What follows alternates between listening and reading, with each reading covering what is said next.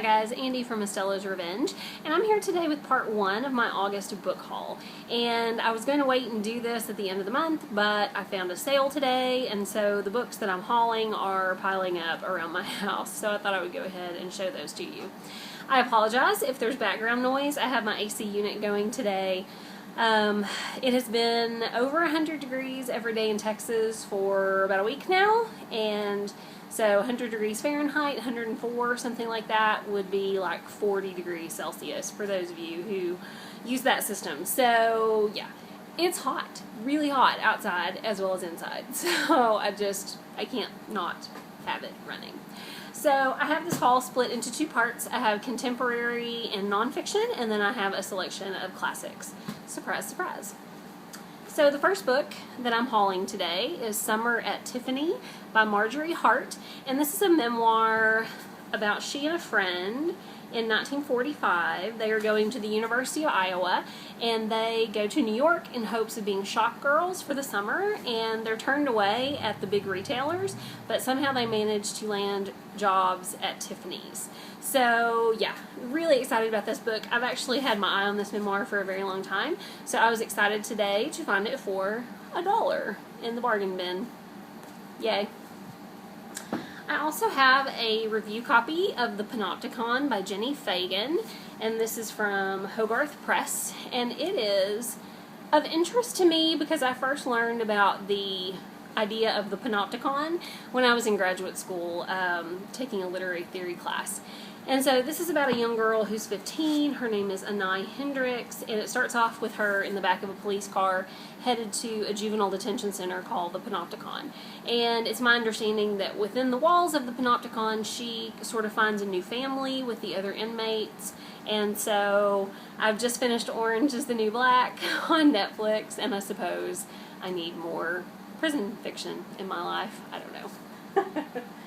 I also have a copy of The Gravity of Birds by Tracy Guzman, and this is a beautiful book. I adore the cover of this book. This is a review copy from Simon & Schuster, and this is about two sisters, Natalie and Alice Kessler, and they take a summer holiday at the lake. This is like a historical portion of the book. They're very, very different. At the end of the summer, 3 lives are shattered, and then decades later, we look back on their life and those events of their life to see what all went down. So that's really the extent of my knowledge about this book. I think it's gorgeous. It sounds kind of intriguing, so I'm excited to try it.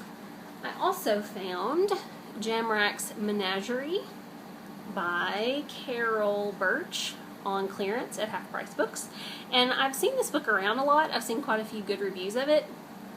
Look at that gorgeous cover. I adore it. Jaffe Brown never expects to escape the slums of Victorian London. At age 8, he encounters Mr. Jamrach, and he changes Jaffe's life. Before he knows it, he finds himself at the dock waving goodbye to his beloved and boarding a ship bound for the Indian Ocean. With his friend Tim at his side, Jaffe's journey will push love, faith, and friendship to their utmost limits.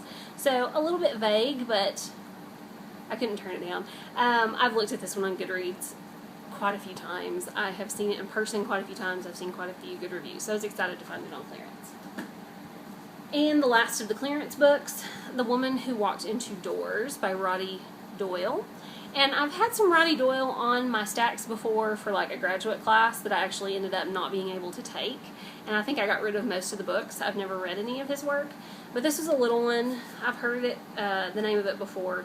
It's about Paula Spencer, 39, makes her living cleaning houses. She's a good wife and mother, but she drinks, and she recalls her childhood, the audacity she learned as a teen, exhilaration of her romance with Charlo, the marriage that left her feeling powerless, yada yada. So it just seems like kind of a look back at this woman's life or experiences, and it sounded really good, like a good place to start with Roddy Doyle. Now we get to the classics portion. I have been tearing through classics lately, and after a number of years not really reading that many classics, it feels really good to get back into them and to actually be reading some of the books that have been on my shelves for a really long time, or rereading books that I enjoyed as a younger person. So here we go. First, Tess of the D'Urbervilles the very beautiful Penguin English Library Classic by Thomas Hardy. This was one of the 3 books that I allowed myself to order this month from the Book Depository. Tess of the D'Urbervilles and Hardy's work in particular was mentioned a lot in A Prayer for Owen Meany, and so since I had this on my Classics Club list, I decided to go ahead and order it, and I cannot wait to read it. Today, when I went to the bookstore, they had new paperbacks on sale for $10 each, or 2 for $20. So, same thing, just breaking it down. So I picked up several of the Penguin editions that I still wanted to add to my collection that I've been holding off on.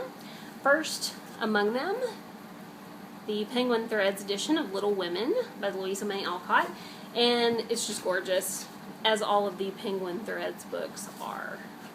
This book was originally $16 and it was marked down to $10. That was the case for all the books that I got today. So I have actually never been able to get through Little Women. I've tried it probably 2 or 3 times and have never been able to read the whole thing. So hopefully with a beautiful edition in hand I will have better luck, and if not, I'll probably just arrange a read along and try to recruit some others to join me to give me a little bit more incentive. I also have a beautiful Penguin Deluxe Classics edition, the Ruben Toledo illustrated version of Wuthering Heights by Emily Bronte. Hi Daisy. I read this book for the first time back in 2007. I had tried to read this book probably 3 or 4 times by the time I actually got past page 50 and managed to finish it. I cannot say that I enjoyed it as much as some of the other classics that I've read, but I did find it intriguing that people think it's a love story or consider it a love story when it seems so very screwed up. Catherine and Heathcliff are not a functional couple. So I'm really interested to read this again. It's one that I think I would get more out of by rereading, and so I do intend to do that. And I just couldn't turn down this beautiful Penguin Deluxe Classics edition. I also picked up The Scarlet Letter by Nathaniel Hawthorne, and I love this book. I read it for the first time in part in high school. I think I did not read the whole thing. I probably took good notes in class and still passed my test. But I did read it in college for a class and was totally sucked in. And I've taught this to my own students several times, and I only have a digital version these days. So I thought it was high time that I had a physical copy to keep, and I could not turn down this beautiful edition. And last, but certainly not least, the Ruben Toledo Penguin Deluxe Classics edition of Pride and Prejudice. I do own a physical copy of Pride and Prejudice, but it's a wee tiny mass market paperback. And so I thought it was high time that I got a beautiful edition that I can keep and adore, because I absolutely love this book. It was the first Austen that I ever read. I absolutely fell in love with Mr. Darcy and Elizabeth, and so I'm really excited to have this keeper copy now. So those are the books that I have grabbed here in the first part of August. I actually have some on the way from bookcloseouts.com, thanks to Chelsea from Chelsea and a Book. And I also have a couple more books coming from the Book Depository in that once per month order that I allow myself to have. So yes, there will be a part 2 of this haul coming up in the next few weeks. I hope you all are enjoying any new books that have landed on your shelves, and I'll talk to you soon. Goodbye.